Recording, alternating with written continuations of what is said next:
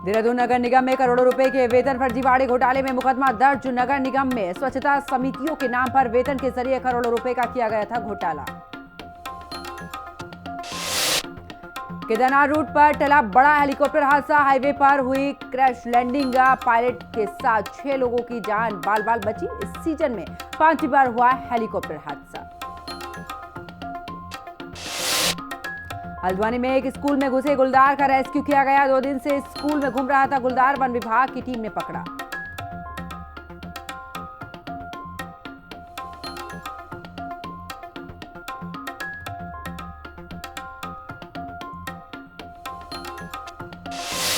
नमस्कार, आप देख रहे हैं हिंदी खबर। मैं हूं आपके साथ पंकज यादव। करते हैं बुलेटिन की शुरुआत बड़ी खबर के साथ, तो जहां पर आज हरिद्वार के दौरे पर रहेंगे सीएम पुष्कर सिंह धामी।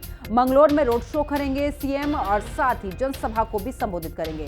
गडरिया समाज सम्मेलन में भी शामिल होंगे सीएम। रोशनाबाद में गडरिया समाज का सम्मेलन है। शाम 5 बजे सम्मेलन में शामिल होंगे सीएम पुष्कर सिंह धामी। तो बड़ी खबर जहां पर सीएम पुष्कर सिंह धामी आज सम्मेलन भी करेंगे और जहां पर गडरिया समाज सम्मेलन में भी शिरकत करेंगे। और साथ ही बता दें कि रोशनाबाद में गडरिया समाज का सम्मेलन है, तो शाम 5 बजे ये सम्मेलन होगा जिसमें शिरकत करेंगे सीएम। आज हरिद्वार के दौरे पर रहेंगे सीएम धामी। कई ऐसे कार्यक्रम जिनमें शिरकत करेंगे। मंगलौर में रोड शो करेंगे और जनसभा को भी संबोधित करेंगे। साथ ही आपको बता दें कि गडरिया समाज सम्मेलन में भी सीएम शामिल होंगे। तो इस वक्त की बड़ी खबर, रोशनाबाद में गडरिया समाज का सम्मेलन। इस सम्मेलन में पहुंचेंगे, शाम 5 बजे सम्मेलन होगा।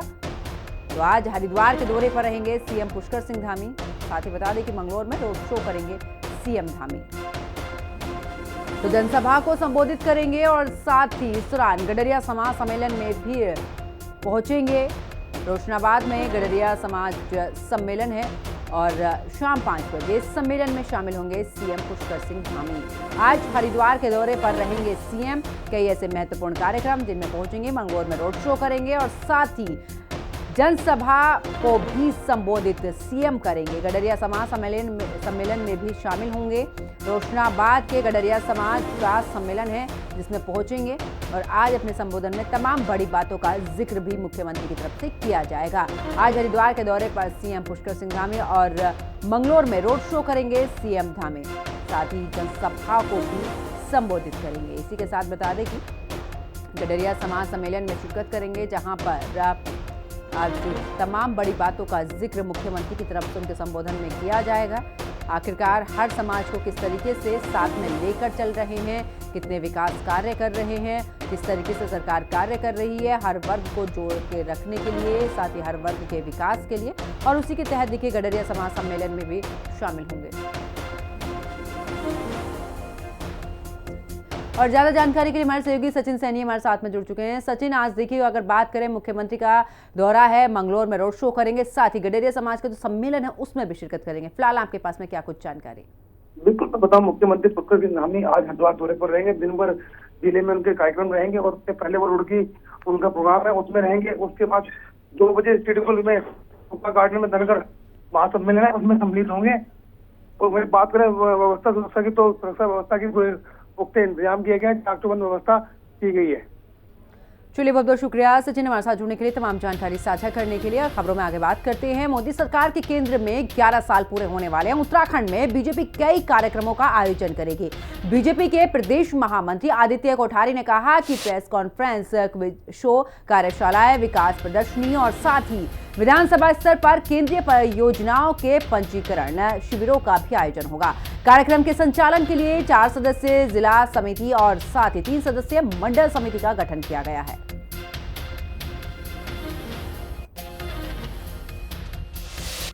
प्रधानमंत्री आदरणीय श्री नरेंद्र मोदी जी को प्रधानमंत्री के रूप में 9 जून को 11 वर्ष पूर्ण हो रहे हैं और इस अवसर पर भारतीय जनता पार्टी ने पूरे देश भर में विभिन्न कार्यक्रम इसके लिए तय किए हैं। इसकी शुरुआत, इसकी शुभारंभ राष्ट्रीय अध्यक्ष आदरणीय जेपी नड्डा जी 8 जून को दिल्ली में प्रेस वार्ता करके इसका शुभारंभ करेंगे और 10 जून को देहरादून में मुख्यमंत्री आदरणीय पुष्कर सिंह धामी जी, प्रदेश अध्यक्ष आदरणीय महेंद्र भट्ट जी यहाँ पर प्रेस वार्ता करके इस कार्यक्रम के विषय में जानकारी देंगे। इस अवसर पर हम लोगों ने एक जिला स्तर पर प्रोफेशनल मीट का आयोजन किया है और उसमें विभिन्न व्यवसाय को करने वाले लोग बड़ी संख्या में जिला मुख्यालय पर गोष्ठी होगी। इससे पूर्व 9 जून से लेकर के 9 जुलाई तक एक ऑनलाइन क्विज कंपटीशन ये रहेगा। तो देखिए, हरिद्वार नगर निगम जमीन घोटाले के बाद अब देहरादून नगर निगम में करोड़ों रुपए के वेतन फर्जीवाड़े घोटाले पर अब सियासत जो है वो तेज हो गई है।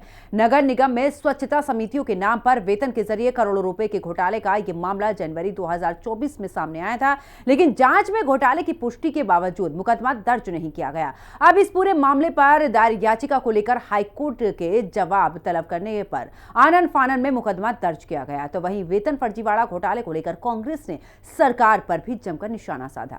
देखिए रिपोर्ट में। देहरादून नगर निगम में वेतन घोटाला, कांग्रेस ने सरकार पर हल्ला बोला। स्वच्छता समितियों के नाम पर करोड़ों का फर्जीवाड़ा, मुकदमे में देरी क्यों की, कांग्रेस ने सवाल दागा। देहरादून नगर निगम में सामने आए करोड़ों रुपए के वेतन फर्जीवाड़ा घोटाले पर सियासत गर्मा गई है। घोटाला नगर निगम की मोहल्ला स्वच्छता समितियों में 99 फर्जी कर्मचारियों के नाम पर वेतन उठाए जाने से जुड़ा हुआ है, जो 5 सालों तक लगातार चलता रहा। इस फर्जीवाड़े से सरकार को लगभग 9 करोड़ रुपए का चूना लगाया गया। गौरतलब है कि यह मामला जनवरी 2024 में सामने आया था, जब तत्कालीन डीएम के आदेश पर मुख्य विकास अधिकारी ने जांच शुरू की थी। जांच में पुष्टि हुई कि 2019 से 2023 तक फर्जी नामों से वेतन निकाला गया। दून नगर निगम में 2019 में 100 मोहल्ला स्वच्छता समितियों का गठन, हर समिति में अध्यक्ष, सचिव और कोषाध्यक्ष नामित किए गए। समिति को कर्मचारियों का वेतन वितरित करने की जिम्मेदारी सौंपी गई। जांच में सामने आया कि नवंबर 2023 तक कर्मचारी संख्या 985 थी, दिसंबर में 921 रह गई। फिजिकल वेरिफिकेशन के दौरान 99 कर्मचारी पूरी तरह फर्जी पाए गए। वेतन की औसत राशि 15,000 प्रति कर्मचारी हर महीने के हिसाब से भुगतान हो रहा था। हर माह 14.85 लाख और 5 सालों में लगभग 8.91 करोड़ का फर्जी भुगतान हुआ। फर्जी कर्मचारियों की पुष्टि समिति द्वारा सत्यापित सूची के आधार पर हुई। सत्यापित सूची पर अध्यक्ष, सचिव, कोषाध्यक्ष के हस्ताक्षर मौजूद थे, जिनकी मिलीभगत से हुआ वेतन भुगतान। जांच में घोटाले की पुष्टि के बावजूद राजनीतिक दबाव और प्रशासनिक उदासीनता के चलते कोई कानूनी कार्रवाई नहीं हुई। इस मामले पर अधिवक्ता विकेश नेगी ने हाईकोर्ट में जनहित याचिका दायर की, जिस पर हाईकोर्ट ने 23 मई 2025 को राज्य सरकार से जवाब मांगा। हाईकोर्ट के जवाब तलब करने पर आनन फानन में नगर निगम हरकत में आया और शहरी कोतवाली में मुकदमा दर्ज कराया गया। नगर निगम के उप नगर आयुक्त की तहरीर पर दर्ज एफआईआर में स्वच्छता समितियों के अध्यक्ष, सचिव और कोषाध्यक्ष की भूमिका की जांच की जाएगी कि पैसा कैसे गया, क्या गया। कई लोगों का तो ऐसा था कि नाम, मान लो हमारा नाम उसमें डाला हुआ है और पैसा काम करवा रहे किसी और से, मान लो हमारे 15,000 रुपये आने हैं, वो उसे 3-4 हज़ार में वो काम करवा रहे थे और वो पैसा बाकी सब गबन हो रहा था और बाकी तो कई लोग मिले। तो इसकी जब जांच इन्होंने कमेटी बनाई, ये 2 साल तक लगातार इसको ऐसे घुमाते रहे। अब उसके बाद हमने हाई कोर्ट में ये पीआई फाइल करी स्वच्छता समिति की और 18 मई 2025 में, और कोर्ट ने इसमें लगाई थी 6 जून की, वो इनसे रिपोर्ट मांगी थी, आपने क्या करा जी। और तो 5 तारीख की रात को इन्होंने 9 बजे वो स्वच्छता समिति वाले मामले में मुकदमा लिख दिया। इस घोटाले को लेकर कांग्रेस ने सरकार को आड़े हाथों लिया। कांग्रेस का कहना है कि बीजेपी की ट्रिपल इंजन की सरकार में हर जगह भ्रष्टाचार किया जा रहा है। कांग्रेस ने सवाल दागा है कि भ्रष्टाचार के खिलाफ प्रदेश सरकार इतनी ही सजग है तो इस मामले पर मुकदमा दर्ज करने में इतनी देरी क्यों की गई। वहीं बीजेपी का कहना कि जहां भी भ्रष्टाचार सामने आ रहा है, सरकार उस पर एक्शन ले रही है और दून निगम घोटाले में भी जिसने गड़बड़ी की है उस पर कार्रवाई की जाएगी। देखिए, स्वच्छता समितियों के नाम पर जो घोटाला नगर निगम में हुआ है, वो भारतीय जनता पार्टी के elected board, Bharatiya Janata party के मेयर साहब के नेतृत्व में जो बोर्ड चल रहा था, उसमें इसका खुलासा पहले ही हो गया था। पहले ही पता लग गया था कि इतना बड़ा घोटाला हुआ, उसकी जांच हुई, जांच के बाद जांच रिपोर्ट गई। अब मुकदमा करते करते करते 3 साल लग गए। आप निश्चिंत रहिए, अगर नगर निगम में कोई भी घोटाला हुआ, देहरादून नगर निगम में, महानगर पालिका में अगर घोटाला कोई हुआ है और उसमें जो लोग भी दोषी हैं, सरकार निश्चित रूप से उनके खिलाफ कार्रवाई करेगी। मुख्यमंत्री का ये संकल्प है, इस प्रदेश को भ्रष्टाचार मुक्त प्रदेश बनाना है और जो भी भ्रष्टाचारी इस प्रदेश में भ्रष्टाचार करेगा निश्चित रूप से उसके खिलाफ कार्रवाई होगी। दून नगर निगम में 2019 से 2023 तक किए गए इस घोटाले के दौरान बीजेपी के मेयर रहे, बीजेपी का ही निगम बोर्ड में रहा। ऐसे में करोड़ों के इस घोटाले को लेकर तत्कालीन बोर्ड पर भी सवाल खड़े हो रहे हैं। 2 साल तक चुप्पी के बाद कोर्ट में याचिका के बाद अब इस मामले में मुकदमा दर्ज किया गया। अब देखना होगा कि जांच में हरिद्वार नगर निगम की तरह दून नगर निगम में भी भ्रष्टाचार के दोषियों पर सख्त कार्रवाई की जाती है या मामला जनप्रतिनिधियों से जुड़ा होने के कारण इसे और लटकाया जाता है। देहरादून से संवाददाता शुभांगी भट्ट और दीपिका भंडारी के साथ ब्यूरो रिपोर्ट, हिंदी खबर। तो उधर विधानसभा चुनाव से पहले एक बार फिर से कांग्रेस में एक बड़ा अंतर्कलह देखने को मिल रही है। साथ ही आपको बता दें कि पूर्व कैबिनेट मंत्री हरक सिंह रावत और पूर्व सीएम हरीश रावत के बीच जुबानी जंग अब शुरू हो चुकी है। एक और जहां हरक सिंह रावत ने हरीश रावत के चुनाव लड़ने के ऐलान को लेकर तंज कसा, तो वहीं दूसरी ओर हरीश रावत ने भी 2016 का जिक्र करते हुए हरक सिंह रावत पर वार किया। हरीश रावत ने 2016 का जिक्र करते हुए कहा कि जब कई कांग्रेसी बीजेपी में शामिल हो गए थे, हरीश रावत ने हरक सिंह रावत के लिए कहा कि उनको कांग्रेस को एक सीट जिताने के लिए अपने पराक्रम का उपयोग करना चाहिए, लेकिन उनके कुछ गुर्गे हैं जो पार्टी के खिलाफ बयानबाजी कर रहे हैं।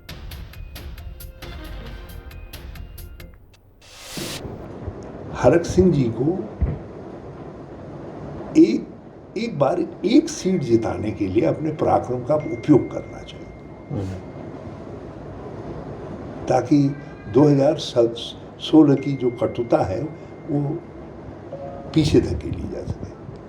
अब लोकसभा के चुनाव में वो कहीं देखा ही नहीं थी, और जहां मुझे बहुत अच्छी तरीके से याद है, उनके कुछ लोग जो बिल्कुल निकटस्थ अपने को बताते हैं, वो सब लोग नकारात्मक प्रचार कर रहे थे। मैं जगह भी और मैं नाम भी बता सकता हूँ। तो ये चीज़ें हैं, तो उनके लिए भगवान उनको लंबा जीवन दे, और धैर्य राजनीति में बहुत आवश्यक है, धैर्य बहुत आवश्यक है। और कांग्रेस की राजनीति में तो धैर्य ही मंत्र है सफलता का। उधर बीते दिन देहरादून में आयोजित कार्यक्रम में बतौर मुख्य अतिथि केंद्रीय कृषि मंत्री शिवराज सिंह चौहान ने उत्तराखंड के फल सहित तमाम फलों और साथ ही मोटे अनाजों का जिक्र किया, लेकिन इसको लेकर कांग्रेस बीजेपी पर हमलावर है। कांग्रेस का कहना है कि एक तरफ जहां बीजेपी के तमाम जो नेता हैं वो इस तरीके से कांग्रेस को लेकर चुटकी ले रहे, तो वहीं उसके बड़े नेताओं की जुबान पर भी आज उन्हीं उत्पादों के नाम है। कांग्रेस प्रदेश प्रवक्ता गरिमा दसोनी का भी कहना है कि हरीश रावत नकारात्मक राजनीति नहीं करते, वो अपने प्रदेश की जमीन से जुड़े हुए व्यक्ति हैं और जो यहाँ के उत्पादों की बात करते हैं।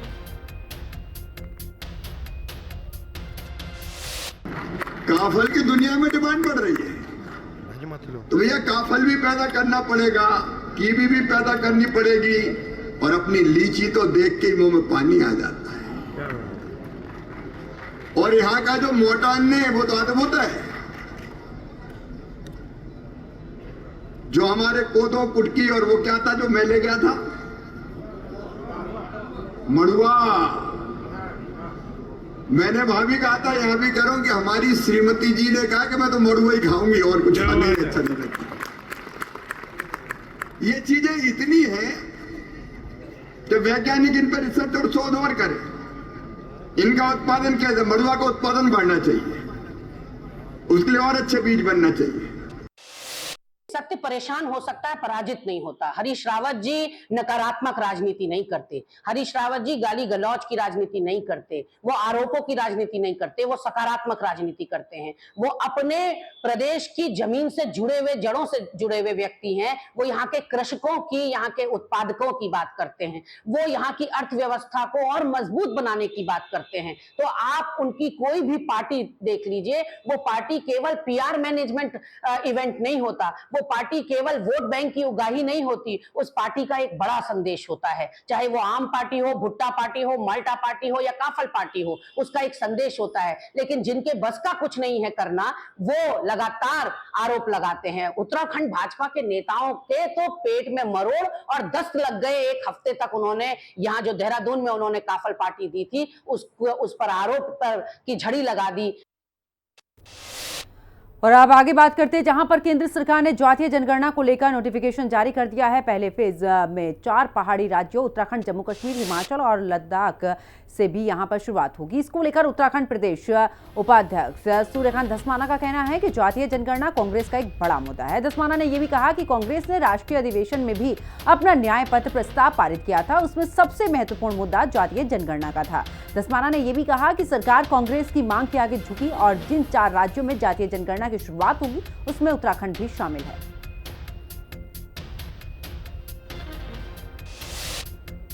जनगणना कांग्रेस का एक बड़ा मुद्दा था और कांग्रेस ने अपने अहमदाबाद राष्ट्रीय अधिवेशन में जो न्याय पथ एक अपना प्रस्ताव पारित किया था, उसमें सबसे महत्वपूर्ण जो मुद्दा था वो जातीय जनगणना का था। कांग्रेस ने ऐलान किया था कि अगर केंद्र की सरकार जातीय जनगणना नहीं करवाएगी, पूरे देश में कांग्रेस आंदोलन करेगी। हमें खुशी है सरकार कांग्रेस की मांग के आगे झुकी और अंतोगत्वा जातीय जनगणना का फैसला हुआ। जातीय जनगणना अब शुरू हो रही है पूरे देश में और जो जिन 4 राज्यों में शुरुआत होगी उसमें उत्तराखंड भी पहला राज्य है।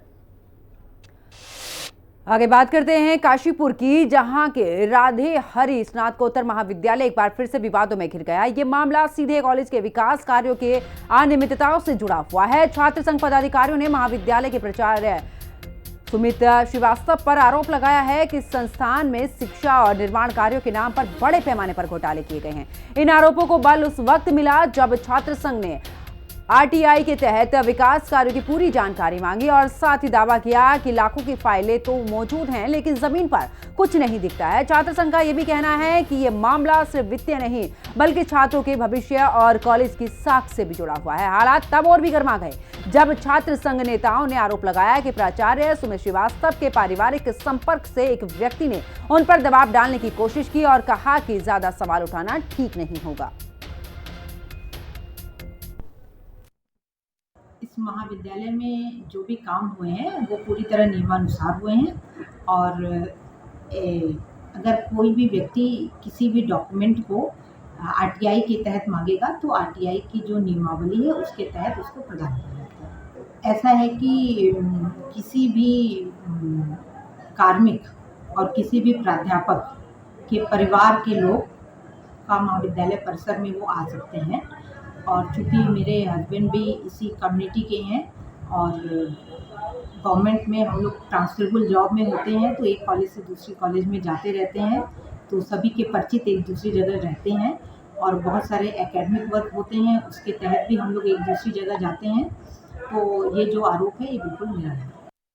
इसमें हमारे प्राचार्य महोदय के एक दिन बाद ही उनके पति का हमारे पदाधिकारियों को फ़ोन आया और मिलने की बात हुई, जबकि आरटी एक गुप्त अधिकार होता है, उसमें इन्होंने प्राचार्य महोदय ने अपने पति को उसके बारे में जानकारी दी और ये गोपनीय संबंध में है, तो ये चीज़ गलत है। अभी तो ये बात जो हुई वो ये इसी चीज़ को लेकर की थी कि जल्द से जल्द इस चीज़ को ख़त्म करा जाए और धारा 6 के अंतर्गत मैम से आरटी नहीं मांगी जाए। पहली बात तो हमने प्राचार्य महोदय के ऊपर कोई आरोप नहीं लगाया, हमने केवल आशंका जताई है कि जो पिछले 6 महीने के अंदर हमारे महाविद्यालय में जब से प्राचार्य महोदय आई हैं, जो भी विकास कार्य हुए हैं, हमने केवल आरटीआई के तहत उसके बिल, उसके प्रस्ताव और उसके कोटेशन की मांग की है। हम ये नहीं कह रहे हैं कि कहीं ना कहीं मैडम इसमें घोटाले में लिप्त है, हम नहीं जानते कि घोटाला हुआ है या नहीं हुआ है। अगर घोटाला नहीं हुआ है तो प्राचार्य महोदय को बिल देने में कोई आपत्ति नहीं होनी चाहिए, और अगर आपत्ति है तो कहीं ना कहीं सभी लोगों के मन में शंका उत्पन्न हो सकती है। तो अगर आरटीआई के तहत हमें बिल मिल जाता है उसके बाद भी कुछ कहा जा सकता है कि घोटाला हुआ है या नहीं है। और एक चीज़ ये है कि हमारे जो छात्र संघ पदाधिकारी अध्यक्ष है, कोषाध्यक्ष है, उपाध्यक्ष है, कल इन लोगों के पास प्राचार्य महोदय के हस्बैंड जो कि श्रीदेव सुमन यूनिवर्सिटी में प्रोफेसर है हिंदी विभाग। खबर खटीमा से है, जहां पर पिछले साल आई भीषण बाढ़ आपदा से सबक सीखकर इस बार प्रशासन अलर्ट मोड पर है और नगर पालिका प्रशासन द्वारा मानसून से पहले ही नदी नालों और नालियों की सफाई कार्य बीते 3 महीने से जेसीबी के माध्यम से कराया जा रहा है और इस कार्य में पर्यावरण मित्र भी जुटे हुए हैं ताकि आने वाले बरसात के समय में जल भराव, बाढ़ की स्थिति और साथ ही आपदा जैसे हालातों का सामना नहीं करना पड़े। वहीं पालिका अध्यक्ष रमेश चंद्र जोशी ने नगर की जनता से साफ सफाई व्यवस्था में प्रशासन का सहयोग करने के लिए भी अपील की है। नगर पालिका सीमा के अंतर्गत जितने भी नाले हैं हम उनकी सफाई का अभियान चलाए हुए हैं और लगातार पिछले 3 माह से नाला गैंग इसमें काम कर रहा है। 2 जेसीबी हमारी लगी हुई थी और वर्तमान में आज ही के दिन आपको भी बधाई देना चाहता हूँ, इस खटीमा के नगरवासियों को भी बधाई देना चाहता हूँ कि उन सबके सहयोग से एक हम पोकलेन लाए हैं जो आज से ही कार्य पे लग गई है और यथाशीघ्र इस खटीमा के हर नाले और नदी को हम जो भी हैं साफ़ करेंगे और बेहतर तरीके से साफ़ करेंगे। इसमें जो अतिक्रमण कर रखा है लोगों ने, तो माननीय उपजिलाधिकारी महोदय से भी हम अनुरोध करेंगे कि वो उन अतिक्रमणकारियों को खिलाफ कार्रवाई करें और वो अतिक्रमण हटाएं, जिससे कि हम जो सफाई की व्यवस्था है नालों की वो सुचारू रूप से कर सकें। और खटीमा के आम नागरिकों से भी हम अनुरोध करेंगे कि वो इस सफाई व्यवस्था में अपना पूर्ण सहयोग दें। रुड़की में गंग नहर को प्रदूषित करने वालों की अब खैर नहीं है। ऐसा इसलिए कह रहे हैं क्योंकि लक्ष्मी नारायण घाट पर हो रही गंगा आरती को लेकर मेयर अनीता अग्रवाल ने सख्त कदम उठाया। उन्होंने साफ तौर पर कहा है कि अगर गंगा घाट के आसपास कूड़ा कचरा और गंदा पानी छोड़ा तो नगर निगम जुर्माना लगाकर कार्रवाई करेगा। गंगा घाट के आसपास कूड़ा करकट डालने वालों पर नजर रहेगी। नगर निगम की तरफ से एक्शन भी लिया जाएगा।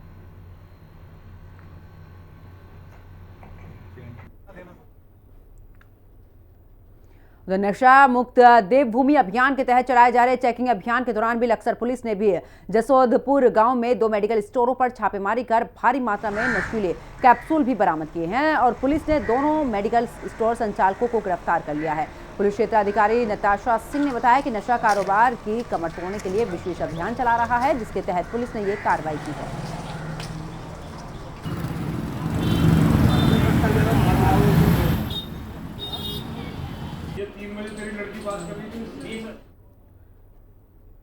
उधर हरिद्वार के सिडकुल थाना क्षेत्र में नकली और नारकोटिक्स दवाओं की फैक्ट्री पर एनसीबी और ड्रग विभाग ने छापेमारी की है। छापेमारी के दौरान खंडरनुमा मकान में भारी मात्रा में प्रतिबंधित और नकली दवाएं बनाई जाती और दिल्ली एनसीबी की जांच में इस बड़े नेटवर्क का खुलासा हुआ है। सूचना पर हरिद्वार में एनसीबी और ड्रग विभाग की टीम ने छापेमारी कर संदिग्ध दवाएं बरामद की है। मौके से एक आरोपी को गिरफ्तार भी किया गया है। एनसीबी आरोपी से पूछताछ के लिए दिल्ली साथ ले गई है। के द्वारा जो है रात को सिडकुल थाना क्षेत्र में कुछ दवाइयां बनाई जा रही दूसरे की कंपनियों की, तो एनसीबी की टीम भी यहाँ आई हुई थी। एक्चुअली उनका एक केस दर्ज हुआ था दिल्ली में, उसी के रिगार्डिंग जो उनका मुलजिम था उसके द्वारा एक मुलजिम यहाँ पर भी था, उसका नाम लिया गया था और इसी के क्रम में हम लोग वहाँ पे गए तो उसके द्वारा जो है एक सुनील कुमार वर्मा करके एक व्यक्ति है, उसके द्वारा एक खंडहर सा एक मकान है सिक्किम में, वहाँ पे जो है एक रूम है, उसके अंदर मशीनें लगा करके कुछ दवाइयां बनाई जा रही थी। इससे पहले उसका एक लॉन लाइसेंस था जो है सिरिनमो यहाँ पर लाइसेंसी फर्म है, उसके यहाँ पे इसका जो है लॉन लाइसेंस था और उसी के यहाँ की जो दवाइयां वहां पर बनती थी वो दवाइयां उसके द्वारा बनाई जा रही थी। मेरे द्वारा जब मौके पर उसको बुलाया गया तो उसने कहा कि ये दवाइयां जो है हमारी नहीं है और ये थी तो जो है हमारा जो ब्रांड है उसको जो है हमारी दवा की कंपनी को जो है। उधर हरिद्वार मंगलौर बाईपास पर भी एक दर्दनाक सड़क हादसा होने से पूरे परिवार की खुशियों को मातम में बदल गया है। मुजफ्फरनगर के जानसट में रहने वाले युवक राजन काफी सालों से ज्वालापुर में रहकर ऑटो चला रहा था और युवक राजन की सड़क हादसे में मौके पर ही मौत हो गई, जबकि बहन, मां, पत्नी और बच्चे गंभीर रूप से घायल हो गए हैं। सभी को घायल अवस्था में अस्पताल में भर्ती कराया गया, जहां युवक की मां को भी डॉक्टर ने मृत घोषित कर दिया।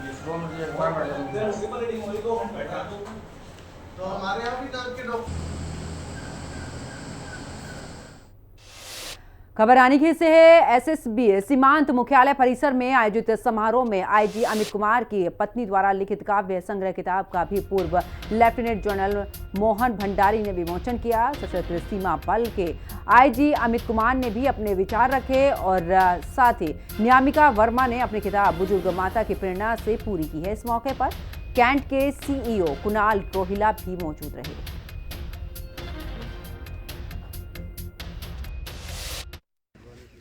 ये एक अद्भुत रचना है और सबसे अद्भुत इसमें बात यह है कि मानवीय संबंध हैं वो माँ से शुरू होते हैं।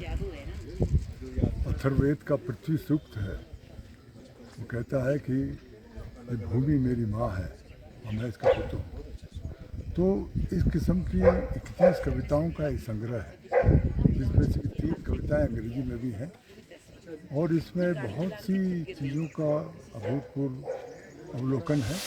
पहली कलेक्शन है ये काव्य संग्रह, और इसके पहले मैंने अखबारों वगैरह में लिखा है, पर ये पहला संग्रह है। और ये मैंने मेरी माता जी जो 80 वर्ष कंप्लीट किए हैं उनको मैंने समर्पित किया है। और ये प्रेरणा मेरी माँ से, मेरे पिता और मेरी ज़िंदगी में जो भी चीज़ हुई है उन सभी घटनाओं से, हर चीज़ से प्रेरित।